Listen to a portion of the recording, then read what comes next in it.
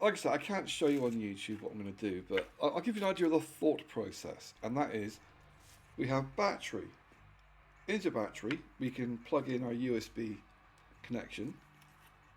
One wire will come out, and it will go into a connection of some kind, and then it will be attached to the switch. It will come from the switch to the laser cable, and from the laser cable back to the other battery terminal. So kind of like this. Then I'm thinking, if I get a piece of wood, I can put the laser in the end bit, get the switch there, and a battery in there. If I only could make something hollow, that kind of shape, and I'm thinking, water pistol.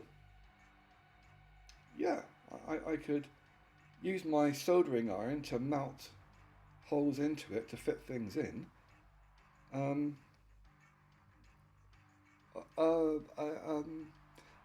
A water pistol laser gun, maybe. I'm also thinking that because of how small it was, a fair bit of weight to that battery, but because of how small it is, I could probably fit 4 inside the hilt of a pistol. Because you could have 2 either side. You could have 4 in the hilt, like, you know, in crossover kind of thing. So you could have 4 in the hilt, and it still wouldn't be. It'd still be a lot lighter than an actual pistol. And that way you could have 4 there. 1 with 3 around.